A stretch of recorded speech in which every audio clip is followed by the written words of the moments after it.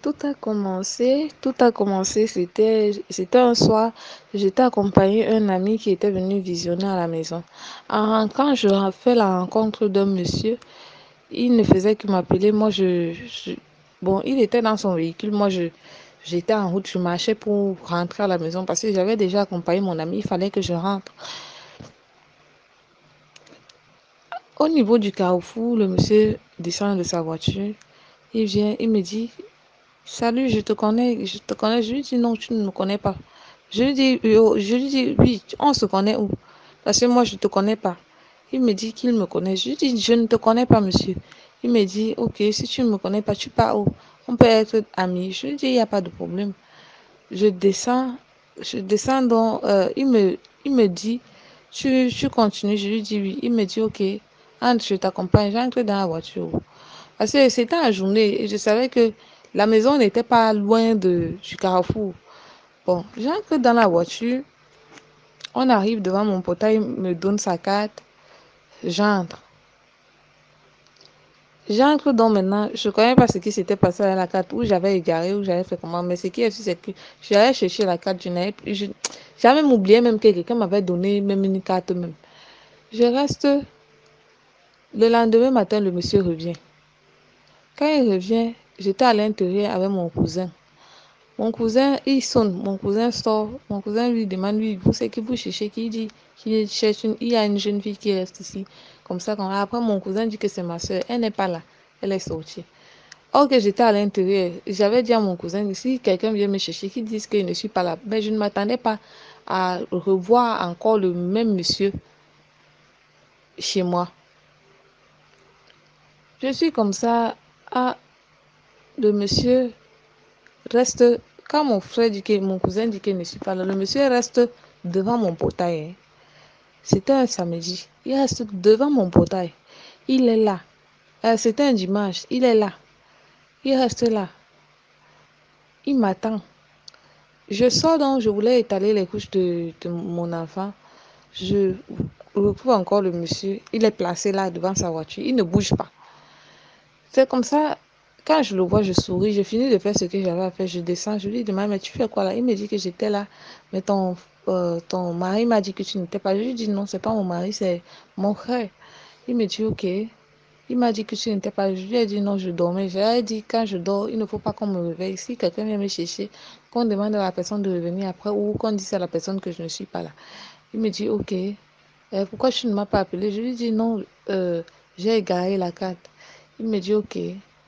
Euh, je peux avoir ton numéro. Comme je n'avais pas mon numéro en tête, je remonte, je prends mon téléphone et on part au call box, il met son numéro. À un moment donné, il me dit Larissa, je t'aime beaucoup et j'ai besoin d'avoir une relation sérieuse avec toi. Je regarde le monsieur même qui me parle en question. Je me dis, waouh, un monsieur comme lui, il veut une relation sérieuse avec moi. Il n'est pas laid comme homme. Qu'est-ce qu'il n'a pas marché? Pourquoi il me dit qu'il a besoin d'une relation sérieuse avec moi? Il n'a pas de femme. Après, il me dit non. Bon, moi, j'ai posé la question au monsieur. Il me dit non, qu'il a une femme, mais sa femme ne va jamais venir me déranger. Que sa femme ne dérange pas. Je lui ai dit, et tu trouves normal ce que tu fais? Tu trouves ce que tu fais normal? Il me dit euh, que je ne cherche pas trop à entrer dans sa vie. Qu'avec le temps, je peux comprendre certaines choses. J'ai dit ok, je suis moi restée tranquille. Mais je suis très curieuse dans ma vie. Très curieuse. La curiosité, c'est mon défaut. Je suis restée tranquille. Nous sommes entrés en contact. La première semaine, il m'a dit qu'il devait partir au Canada. Il est parti au Canada, il est rentré. Il m'a envoyé des photos, tout. Il est rentré. C'était toujours le samedi. Il me dit, ok, je veux te rencontrer. Je veux qu'on sorte, que tu viennes voir ce que je fais. Papa, je suis sortie, je suis arrivée. J'ai même oublié comment on appelle encore là. Papa, j'ai trouvé une quincaillerie depuis que je suis née. Le genre de quincaillerie là, je n'ai jamais vu ça.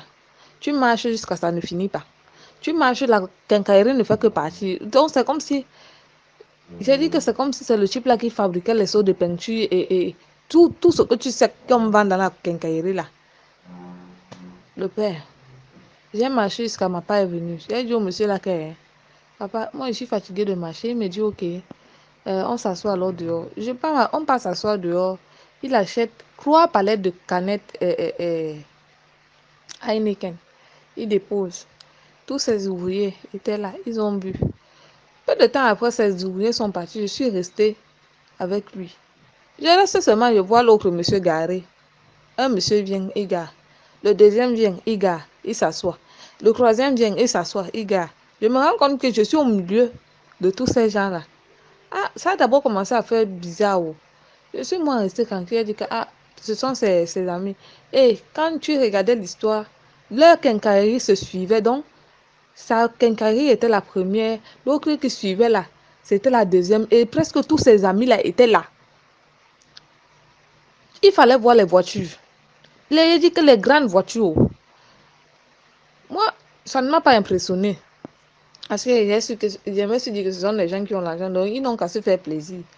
Papa, je reste là comme ça jusqu'à le type me dit, je reste jusqu'à, c'était 19h. Je dis au monsieur que j'ai laissé mon enfant à la maison, il faut que je rentre. Il me dit, ok. Et il me dit, non, pourquoi tu rentres à 7h? Ton cousin n'est pas là pour s'occuper de l'enfant. Je lui dis, tu sais que j'allaite.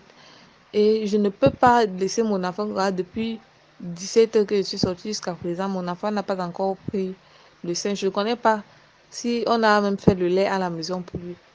Ah, papa, le monsieur vient m'accompagner. Il me demande ta maison coûte combien. Il a enlevé 450 000. Il m'a donné. Que même le bisou, je n'ai pas fait. Rien, rien. Même toucher même sa main, je ne connais même pas s'il avait touché sa main ce jour. Je reste moi tranquille. J'arrive à la maison, je prends mon téléphone, j'appelle maman. À ma mère, je dis à ma mère, j'ai eu une histoire aujourd'hui. Je parle de toute cette histoire à ma mère. Ma mère me dit, fais attention. Et elle me demande le type là, un homme. Je dis que moi, je ne connais pas. J'ai rencontré le monsieur, ça fait déjà peut-être quelques semaines. Mais je lui ai jamais rien demandé. Toi-même, tu me connais. Elle me dit non, reste tranquille, il faut beaucoup prier. Je lui dis oui. Et c'est tombé la semaine là que j'étais à l'église. J'ai acheté l'encens là-bas chez les femmes qui vendent souvent à l'église catholique comme ça. J'ai acheté. Je suis rentrée, j'ai mis l'encens là dans ma chambre. Je n'avais pas allumé. Papa, je reste comme ça là.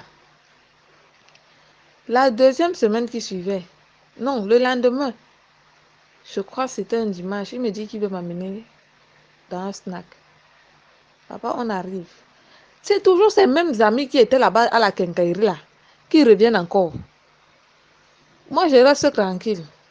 Et quand je regarde toujours la même histoire, ils ne sont pas accompagnés. Je suis la seule fille toujours sur la table. Je reste toujours et dis que non, moi, je ne bois pas. Comme j'avais fait là-bas à la quincaillerie. Je dis que moi, je ne bois pas. Il me dit non, tu dois boire. C'est déjà la deuxième fois. Tu n'es pas le genre de fille qu'on peut sortir avec elle. Elle a fait confiance. On sort avec toi. Tu dis que tu bois seulement les jus. Est-ce que c'est normal? Je suis ton homme, machin. Comme si j'avais dit peut-être un jour qu'il était mon homme. Ah, je reste moi tranquille. Il parlait, moi je souriais seulement, comme moi j'ai l'habitude de sourire. Ses amis essaient de me parler que non, comme il parle comme ça, que je prenne aussi une bière. J'ai dit que papa, je ne veux pas boire. Je reste comme ça. Il se lève, il laisse ses amis. Il se lève, il me dit, viens, on part. On entre dans la voiture. Papa, on arrive au milieu de la route. Comme il parlait, je suis restée moi tranquille, il n'a pas répondu. Le monsieur me fait sortir de la voiture. Il me dit, quand je te demande de faire quelque chose, tu fais seulement. Il commence à parler de ces choses que moi, je ne comprenais même plus. Comme si il avait l'os un peu. Je reste tranquille. Il me laisse au milieu de la route. Il part. Il fait peut-être. Il part. Il était un peu loin de moi. Après, il revient encore. Il me demande d'entrer. Je lui dis que je n'entre plus dans cette voiture. Il m'oblige. Il me dit, tu vas entrer. Je dis que je n'entre pas. Il me dit, tu vas entrer. Je dis que je n'entre pas. C'est comme ça que je reste. Je finis. Comme les gens sont venus là. Je me suis dit que non, c'était pas bien de lui donner la honte comme ça. Il est bien vrai, je suis têtue, mais qu'il faut que je modère un peu. Je suis entrée dans la voiture, il m'a accompagné à la maison. Il a encore enlevé 50 000, il m'a donné. Ça fait combien? Ah, en 2 jours, je me retrouve déjà à combien? Oh, je suis moi restée tranquille. Après, un jour, la troisième fois qu'il sort avec moi, ah, il m'amène à l'hôtel. Je n'ai pas le programme là. C'est lui qui m'appelle, il me dit que non, je vais te voir, sors. Je suis ici, où il m'avait dit qu'il était même où. Je pars, je trouve le gars, c'est à l'hôtel qu'il est. Moi, il reste moi tranquille. J'entre, je m'assois. Ah, je suis comme ça là, assise. Oh. Le monsieur me dit que non, il veut avoir les rapports avec moi. Je trouve ses bagues et ses chaînes qu'il portait toujours sur lui là. Sa bague bizarre, là. Il a mis ça comme ça sur les coffres des hôtels là. Il a mis ça comme ça sur le coffre. Je me place, je commence à regarder la bague là comme ça. Je n'avais pas touché. Donc, comme elle était sur la table, je me suis accroupie, j'ai commencé à regarder la bague. Il me dit que tu regardes quoi sur ça? Ne touche pas à ça. Je dis, je n'ai pas touché, je regarde juste. Il me dit, pourquoi tu es comme ça? Je lui dis, je suis comment? Il me dit, tu regardes la bague là comme ça, pourquoi? Tu as eu quelque chose sur ça? Je lui dis, non. Il a fait de ça tout un problème. Bon, moi, je suis restée tranquille. Quand il me dit qu'il veut avoir les rapports avec moi, je lui dis non, je ne veux pas. Je suis venue ici, je n'avais pas ça dans ma tête. Et tu sais que chez nous, quand une femme allait, elle n'a pas le droit d'avoir les rapports avec un homme. C'est comme s'il avait cherché des problèmes. Oh. Le type s'est placé, il a commencé à bavarder jusqu'à. Je suis moi, comme j'ai tout mon habitude là, quand quelqu'un bavarde, je vois qu'il ne peut pas répondre, je reste tranquille et te regarde. Ah, je rentre le jour là, c'est lui qui m'accompagne, il me dit, quand il me laisse devant le portail, il me dit, ce que tu m'as fait aujourd'hui, tu vas regretter. J'ai ma femme, je ne parviens pas à avoir les rapports avec elle, donc si je suis avec toi, c'est pour que tu fasses tout ce que je demande. Je lui ai demandé que je suis une chienne, que tu te lèves comme ça, tu me dis, non, retrouve-moi à tel niveau, ou tu te dis que je suis une pute. Ah, papa, j'entre dans la maison. J'entre dans la maison comme ça, là, j'enlève mes habits. C'était à partir de 19h, un truc comme ça. J'enlève les habits, je cours mon enfant au salon. L'enfant était en train de visionner avec son oncle et ma fille petite soeur. J'entre dans la chambre, j'enlève mes habits, je rentre, je me lave. Je monte sur le lit, je prends le téléphone. Je prends mon téléphone, j'arrête comme ça là. J'appelle ma mère, je commence à causer avec elle. Du coup, ça fait comme si j'étais seulement en train de voir l'image du monsieur. Comme s'il était placé devant moi. Je suis en train de causer avec ma maman au téléphone. Du coup, à un moment donné, je ne parviens plus à parler. Je suis couchée là. Je ne bouge plus. Ma mère ne fait que parler au téléphone. Je ne réponds pas. Je ne parviens plus à répondre. J'étais couchée comme ça sur le lit. Je ne bouge plus. Rien ne donne à moi. Je suis en train de voir le monsieur devant moi. C'est là où je dis, hé, c'est là que je commence à pleurer. Je sors de mon corps. À un moment donné, mon esprit est sorti de mon corps. J'étais placée comme ça. Je me regardais mon corps couché sur le lit. Je veux bouger, rien ne d'autre. Je vais dire, je vais même parler à ma mère que maman, voilà ce qui m'arrive. Le téléphone, ma mère ne fait que parler au téléphone, mais je ne parviens pas à répondre. Ah, c'est là où je reste, je dis, comme j'étais placée là, je me regardais coucher comme ça, j'étais en train de pleurer. Et mon esprit était en train de pleurer. Comme je suis sortie de mon corps là. Donc, les larmes coulaient sur le lit, mais moi je pleurais étant placée comme ça, je me regardais sur le lit. C'est là où j'ai dit, hey Seigneur, tu veux que je parte maintenant, je vais laisser mon enfant à qui? Qu'est-ce que j'ai fait? Je n'ai pas fait de mal à une personne, je n'ai rien fait aux gens. Toi-même, tu connais comment je vis ici. Je n'ai pas de rapport avec quelqu'un. Je ne connais pas répondre mal à une personne. Seigneur, pardon, remets-moi. Si j'ai fait quelque chose à quelqu'un, Seigneur, pardonne-moi. Si j'ai fait quelque chose de mal, ne me laisse pas partir comme ça. Voilà ma petite sœur qui est handicapée. Voilà mon nouveau-né. On n'a pas de peur, on n'a pas de mère. Nous sommes seuls. C'est moi seul c'est moi seul qui dois aider ma famille. Ah, papa, quand il dit ça, non, je ne connais pas comment ça s'est passé. J'ai dit que j'étais en train de prier, comme j'ai prié là. C'est comme ça que mon corps qui était couché sur le lit là, les larmes ne faisaient que couler comme ça sur le gras, ça ne faisait que couler. J'étais placée là et me regardais. Je regardais comment j'essayais de bouger, mais ça ne donnait pas. Papa, je reste comme ça jusqu'à. Ça a fait. Mon enfant qui était au salon là-bas, il est quitté là-bas au salon. Il est venu commencer à me bouger. C'est là où mon cousin aussi entre, il me bouge. Je suis en train de les voir, hein, mais mon corps qui est là ne bouge plus.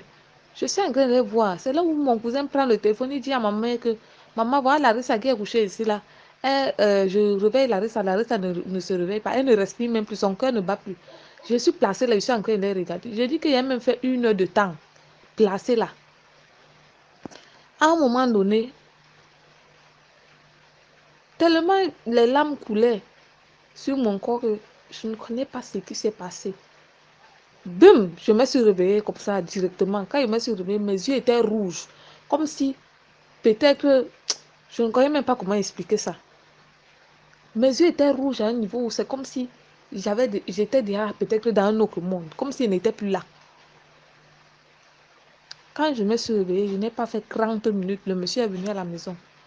Il, il vient, il sonne, il dit qu'il veut me voir. Mon bailleur dit que, mon bailleur sort, mon bailleur dit que vous cherchez qui? Il dit qu'il cherche la fille qui est là. Il a envie de me voir maintenant.